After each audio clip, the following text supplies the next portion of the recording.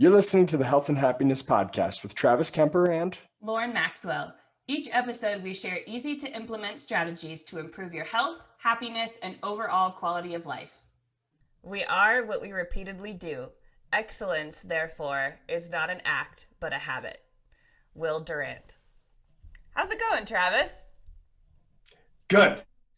Duke and I went on a snow hike yesterday. Ooh. It was 3 feet deep, which means it's time to break out the snowshoes. I don't know if you're aware, but walking through deep snow is like ridiculously hard. It's and of course, really hard. It was a mile each way, and both ways it was uphill. Of course. It's like the old fables that my parents tell me. That's Walked right. to school in the snow, uphill both ways. You know what's funny about that? My parents told me that when we grew up in Phoenix. Like, what are you talking about? There's no hills. There's hills, but there's no freaking snow. Good point. Yeah, the hills are way more believable than the snow. Yeah. Anyway. We also had a game night last night with some coworkers from both Julia and my work. It was fun. We had a good time. We played Exploding Kittens. That's a fun game. I lost every round. Really? Yeah, but we also played Catchphrase. I won that one. See, I think the only reason I ever come close to winning or win Exploding Kittens is because I end up making, like, I try to help other people in the beginning, and then so they don't attack you. Nobody takes me out. Yeah, everybody attacks me. I don't know why. Because you go for everybody right from the get-go. No. Oh. I was out first one time, and it was like I was saving my cards. That's a very strategic game. It is. Yeah, it's a good game. But I was saving my cards, and then everybody attacked me in the first round. Right. So I totally didn't do anything. Oh, I just picked up a card on the first hand, and I had like attack, skip, and I didn't do anything. Yeah. And then they all attacked me. How rude. Yeah, so I had to pick up 4 cards, and I only had 2 diffuses. And you had like 3 Exploding Kittens? Yeah, I got fucked up. That's so mean. I got exploded back to the Ice Age. Oh, I'm Yeah. so sorry. And then I imploded later. Oh, that one's the worst because you can't even defuse that one. I know, I had to defuse. Anyway, how's it going, Lauren? We are not You sponsored didn't by implode or Exploding explode. Kittens, but maybe they should. You didn't implode or explode last night? I did not. Good. I did not. I was very safe. Good. It's going good. I'm in progress report season again at work, so it's been super busy. Yeah, Travis's face, if you're watching it, says it all. But but my schools are almost out for winter break, so yay, I get like a little bit of a vacation because schools are out. So nice. Yeah, so that's something to look forward to. But in other news, it's been a really fun weekend. We've actually been pretty busy. We went to see A Christmas Carol on Friday by the Flagstaff Shakespeare Festival, even though it's not Shakespeare, but it was incredible. It was so much fun. And they had like live music the whole play, the whole time. It was like a pianist and a violinist, and they played the whole time. It was amazing. Nice. I was sitting here and listening to you say that, and I was like, huh, I didn't know Shakespeare wrote A Christmas Carol. I think it's Charles Dickens. It is definitely Dickens now that Yeah. you say that. Yeah. Yeah, I know. I thought it was funny that the Shakespeare people were And they putting just it on. credited it to Shakespeare. Well, they didn't, but but it's funny that they put it on and like not another theater. Right. But anyway, it was I'm great. glad you had a good time. Yeah. We also went to see the Holiday Light Parade last night downtown in Flagstaff, which was like, it was cold. It was probably one of our coldest days so far this year. And so everyone was like hustling to get through the parade. I've literally never seen a parade move so fast. Because I used to be in marching band and like I would do these parades. I would be in them. And parades are so painfully slow for marching bands always. This marching band, including all the floats and stuff, but the marching band was like running. It was Nice. so funny. And you're in Flagstaff, so everybody's pretty fit. So Yeah. yeah, It was, it's and they sounded really good too. I was like, wow, this is impressive. But man, it was nice. over lickety split. And in my final exciting news of the weekend, I rented a cello. Awesome. I'm going to try to learn it. We'll I see how played a it goes. cello for like a month That's amazing. I had in no third idea or that you fourth played grade. cello.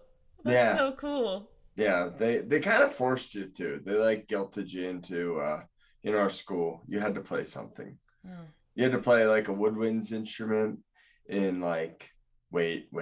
I don't even know if I'm saying the words right. I don't know what a woodwinds is, so scratch that part. You had to play an instrument with a bow and like plucking and that stuff. A string? Yeah. String, is that what it's called? A string instrument? Yeah. All right. So that was third grade. And then in fourth grade, you had to play, is that a woodwinds I instrument? think So I so. went from the clarinet. No, I went from the cello in third grade to the clarinet in fourth grade. And I didn't play either one of them for more than a month or two because I just wanted to run around. That's pretty cool. I didn't start playing anything until sixth grade, and then I played drums. You had Nice. you had a much more well-rounded experience than I did. I mean, they forced us to do something I I didn't suppose. want to do, but I guess I it was, suppose. yeah, I guess it was good exposure. Yeah. I would have loved to learn to play cello at a young age. I feel like it's going to be a lot harder now that I'm an adult, but we'll see. I thought it was great. I mastered it in a month and then gave it up. Clearly, yeah, maybe you could Obviously. give me lessons. Probably can. It's called a bow. It's We called a discussed bow. this before. Yeah, it's Yeah. a woodwind instrument that uses a bow.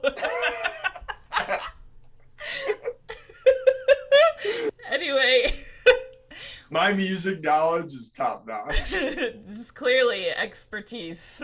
Yes. Very informed. Phew. So, what are we going to talk about today, Travis? Well, Lauren, I don't think we should give the woodwinds talk because, I'll probably lose everybody with my expertise. So we are creatures of habit, whether we know it or not. Most of what we do in a day, from brushing our teeth before bed to grabbing our phone first thing when we wake up, it's just a habit. Some are good, some are less desirable. Brushing your teeth, probably good. I think most people would agree that that's a good one, especially people that talk to you. Uh, Grabbing your phone first thing in the morning and getting on social media, if it makes you angry, depressed, sad, whatever, is probably not the best of your habit you could have. So I think we should talk about habits, how you form them, and yeah, that's it. Sounds like a great topic. So what is a habit? I guess we'll start there, right? So a habit, as defined by Google, is a settled or regular tendency or practice, especially one that is hard to give up. Something you do all the time without necessarily thinking about it, like Travis said, like brushing your teeth, like everything we do during the day, like when I take my dog out on a walk, and when I work out, and how I get ready for work, what order I put my shoes on in, like everything becomes a habit with enough practice. Yeah. And so there's a really famous study on how long it takes to create a habit. I feel like it should be studied a lot more because it's kind of important. This study investigated the process of habit formation in everyday life. They took 96 volunteers who chose an eating, drinking, or activity behavior to carry out daily. And this is why I think it should be studied a whole lot more, because the time it took participants to turn their activity into a habit ranged from 18 to 254 days. And that's kind of a big range. It's huge. Yeah, it's kind of big. On average, it took 66 days So it indicates that there's considerable variation. I would assume that it's considerable variation based on the person, also based on the habit like that you're trying to form. Like if you're a Sure. person that really enjoys exercising and you're trying to make a habit of exercising, it's probably going to form pretty quick. Mm-hmm. If you're a person that hates reading, but you listened to our reading episode and you're like, oh, I want to make this a habit, but I hate doing it, it's probably not going to be super quick Right. to form. Right. Yeah. It has to have like, I mean, I think we've talked about this multiple times before in like goal setting episodes. If it has value to you and you have like a desire to do it, it makes it a lot easier to stay accountable with it. Yeah, but if you enjoy it, it makes it way Mm-hmm. easier. If you have desire and enjoy it. Anyway, so one important thing they found is that missing one opportunity to perform the behavior did not materially affect the habit formation process. So if you miss a day, you're not starting over from scratch, Right. which is Which good. is important for, Yeah, because I think this stuff can be super intimidating, especially when you read it could take 18 to 254 days to form a habit. Um, that's like the blink of an eye. 254 days. so fast. Yeah. Yeah, What but is I that, 10 think months? a lot of time. Um, but I think it's important because when you're starting something new, I think a lot of us can be like really tough on ourselves if we like mess up once. And you just tend to go into the mindset, like if you're not careful, you tend to go into the mindset of like, well, I missed today, like I might as well just wait till next week or something and I'll start over again. But like if you miss one opportunity, that doesn't mean you've fallen off and have to start over. It literally is in the research. You can keep going. It's not gonna affect the habit formation. We also found a 2020 study that tracked how self control capacity affects the development of good habits in real life over a period of 90 days. I think it's funny that they said in real life in that study. They had 90 participants in the study choose a simple, specific goal to focus on during the course of this study. And for this one, they really did have people choose a goal that they enjoyed. Or like really found intrinsically motivating for them. The results indicated that habit formation increased substantially over the course of 3 months, especially for participants who consistently performed the desired behavior during this time. However, contrary to what they expected to find, the self control capacity did not seem to affect the habit formation process. All right. So we got an article. This is just an article, not a study in itself, but general tips for habit formation from Psychology Today. They recommend small, specific actions are more likely to become habitual. Making the action easy to do increases the likelihood that it becomes a habit, which makes sense. Actions that involve physical movement are easier to condition into a habit, which that one's kind of interesting to me.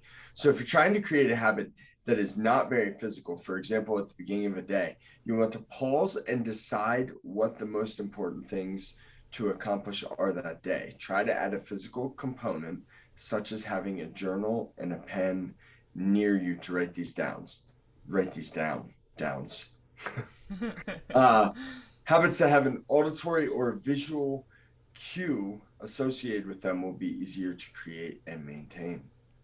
So just some general tips. Yeah. Yeah, I also thought that physical movement one was interesting, but I guess at the same time it makes sense.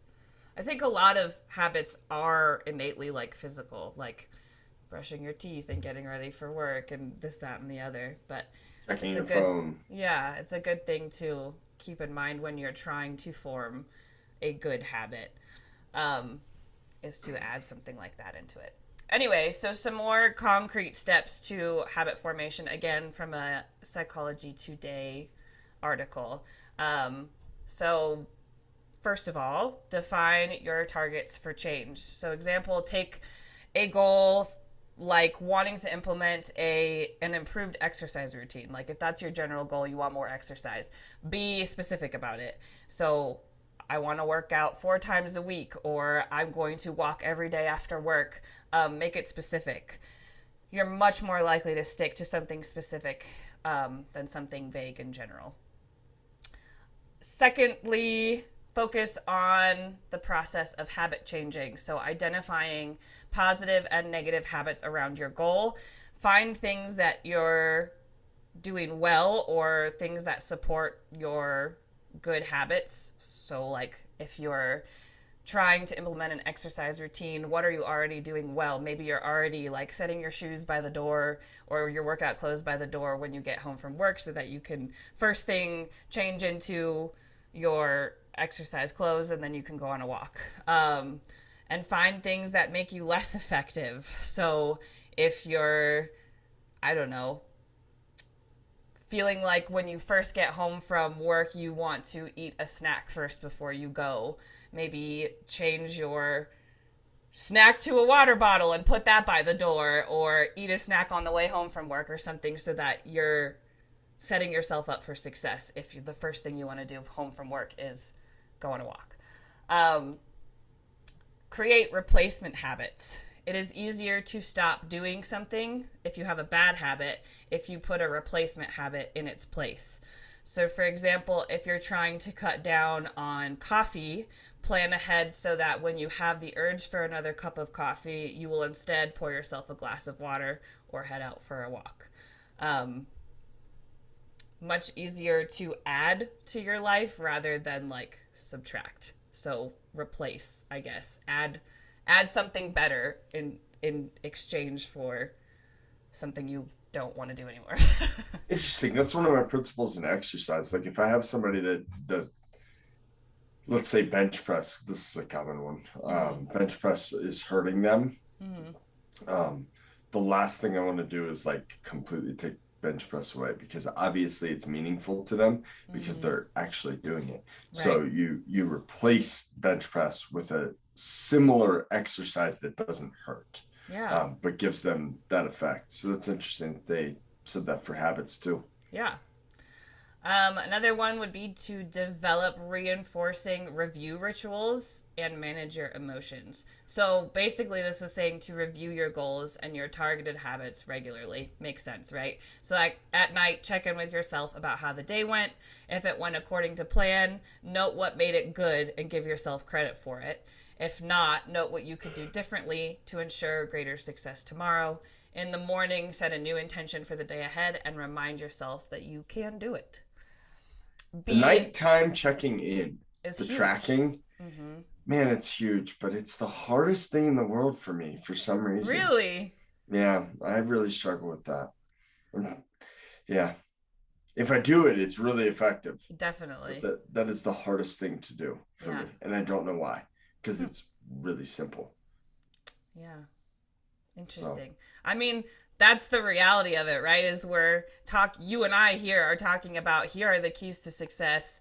How do you make habits? But even you and I struggle with them. Like we're not perfect. We all struggle with doing these things. Like this is a hard thing to do. Um, One of the other tips is being alert to the dangers of relapse. That's specifically how it worded it. I kind of thought it made it sound really intimidating, which I guess it it can be, but it didn't, maybe totally not makes that sense though. intimidating. Yeah, so even when we think we've created a lasting change, even when we think we've made something into a habit, we are often one highly stressful situation away from a relapse. So try to manage your emotions during stressful situations to avoid falling back into old routines and habits. But also remember to give yourself grace, as we saw in the research earlier that Travis was talking about. Missing an opportunity to perform a behavior isn't an end all be all. You don't have to give up on your goal or your habit just because you had one bad day. Wake up tomorrow and get back on the horse. I don't even think it necessarily I think the saying that it's a stressful situation that causes you to get out. I don't even think it has to be that. It could be a vacation. Hmm. You know, when I stopped journaling, Lauren, confession time. I haven't journaled for probably 2 months Really? consistently. Yeah, for my morning routine.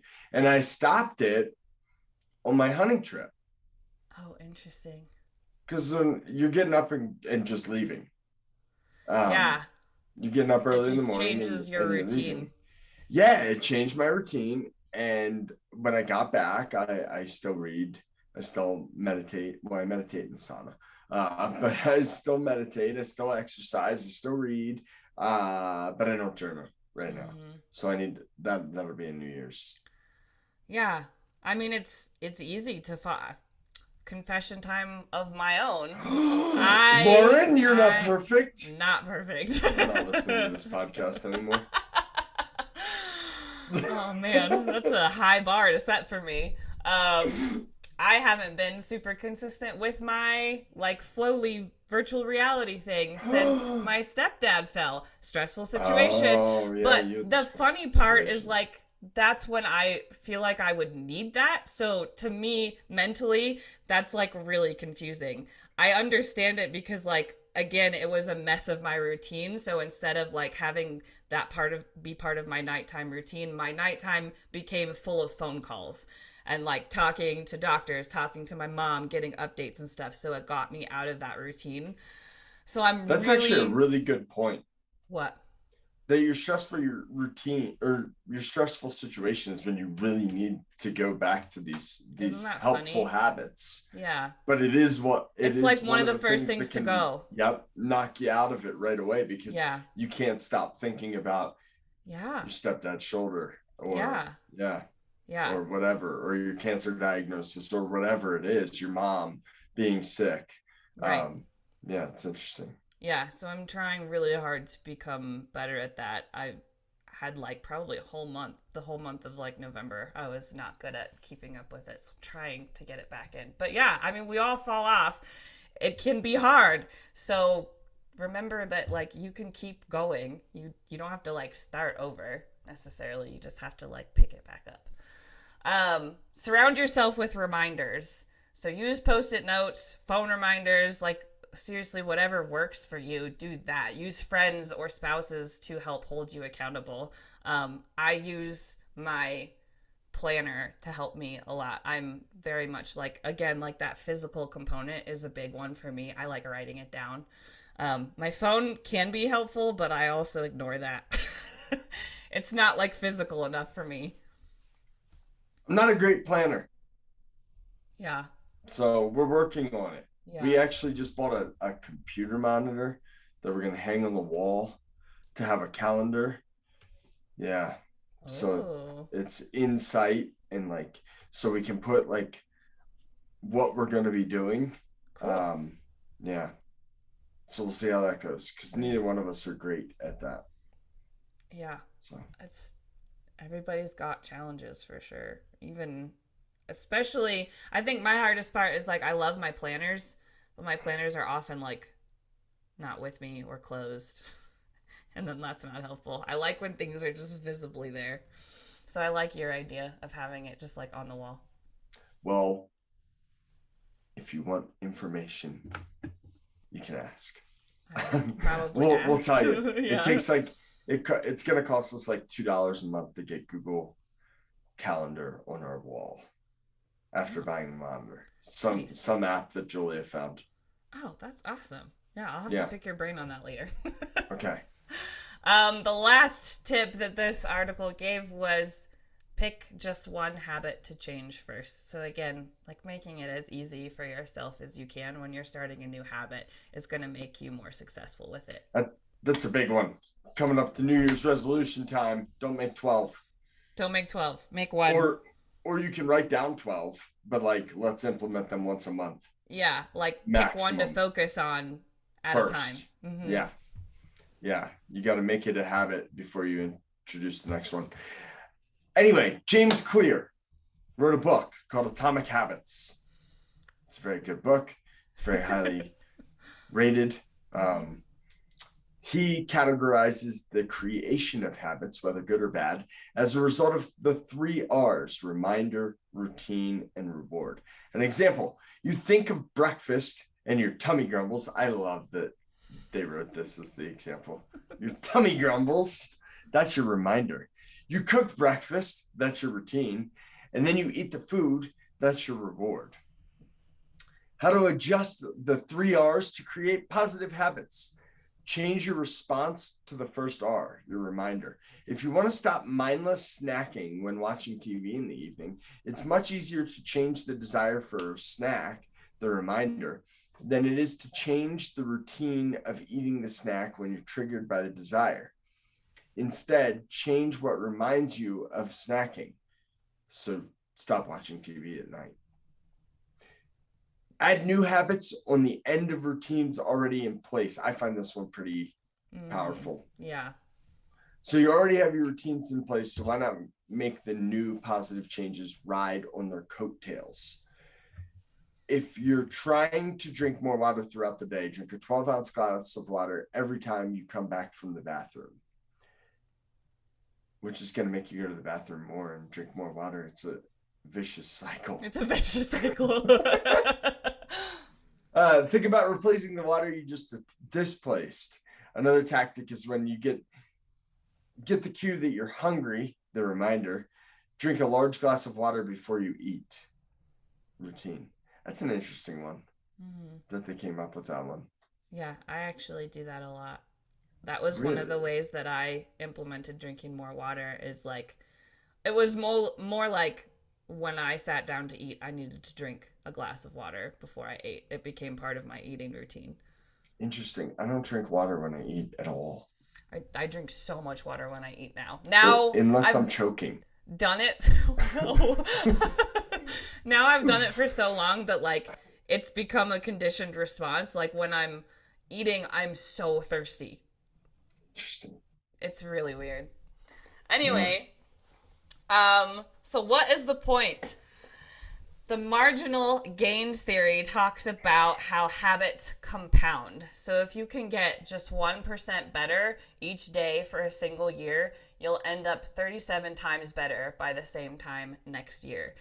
If you focus on making small improvements each day, over time, those small improvements will equate to massive change. One of my favorite quotes that has a lot to do with this marginal gains theory is, little by little, a little becomes a lot. And maybe that was even James Clear. I don't even remember. I don't know who that quote is. I like that by. one. I've never heard that one. I love that. That's written like everywhere. I wrote that everywhere once I saw it because that reminds me all the time. Like, it doesn't have to be big steps now because if you do little steps, it all adds up and becomes a lot. Nice. So things that make my life easier when trying to create new habits is one, I might use a reminder on my phone. That's not a big one for me. What I do a lot is I combine things. So I combine a new habit that I want to do with something that I already do. So for instance, I meditate in the sauna. Nice. Every day. Yeah. Nice. So I'm going to be in the sauna and I can just add meditation there because taking 10 minutes out of my day otherwise is harder. Sometimes tough. Yeah. It feels like you're almost wasting those 10 minutes, even though I know how beneficial meditating is, not only in the research, but to my life. I also I'll increase the intensity of my workouts to get my cardio and lifting together. Because I don't want to go for a run all the time. And I don't want to have to work out 2 separate times. And I usually only work out for like half an hour. Right. I'll listen to an audiobook while driving. So I'm doing the reading that we talked about. Was that last episode or the episode before? A couple episodes ago. We talked about how beneficial reading is and audiobooks count. So I can listen to an audiobook while driving to work. Another thing I like to do, I do things first thing in the morning. So I read first. I generally journal when I'm journaling. First, before I ever pick up my phone, because once I pick up my phone, then the world is distracting me. Yeah. It's no longer my morning. So those are some reminders or some tips if you're struggling to create a habit. And then I don't really do this one, but rewarding yourself.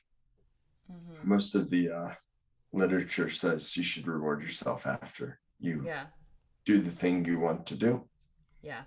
Especially if it's really challenging. Like when I first started working out, that was hard because it's not something I could necessarily like compound with something else. Like it was literally something I had to carve time out of my day for that I hadn't already, like that I couldn't just use, you know, like meditating while sauning. You were already sauning, you already had that time blocked out. You know, I didn't have that clearly. I wasn't working out yet. And so I used like a reward after to help keep motivating that like behavior until it became more habitual. But yeah, the combining things is one of, I think, the most powerful things that when I add smaller habits, that's how I get them to stick. A lot of things go into morning routine or nighttime routine because those are so ingrained. I don't even think about it. Those habits are just, you've been doing them for like the majority of your life by this point. So adding things onto those makes it a lot easier to keep doing. Lauren, how's your sleep going without Flowly? Well, it's hard to be like, this is a direct influence because I'm not doing Flowly because I also was having a stressful time period. Of course. So it wasn't great. It's getting better now, but like the stress is ending and I'm picking back up Flowly. So okay. Yeah. So get back into the Flowly game. I'm going to get back into journaling. And next week, we're going to talk about New Year's goals again, the new research that's come out, and kind of a reminder because most people are going to be setting New Year's goals at the new year. Yeah. According to the research that we looked at last year, that's it's right. like a big portion of people our age. A lot of people. Yeah. Yeah. So important anyway, stuff. Stay tuned. This was fun. This was fun. Great work today, Travis. Lauren. Great work, Lauren.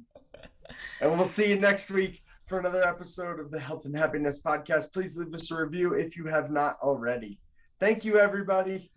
Bye. Bye. Thank you for taking the time out of your busy day to listen to this episode of the Health and Happiness Podcast. We hope you enjoyed the episode and are getting benefits from our content. If your life is improving in part due to the information in this podcast, we would greatly appreciate you sharing the episode with your family and friends on social media and leaving us a review so we can continue to reach more people and improve the health and happiness of the community at large. Thanks again, and we will see you next week for another episode of the Health and Happiness Podcast.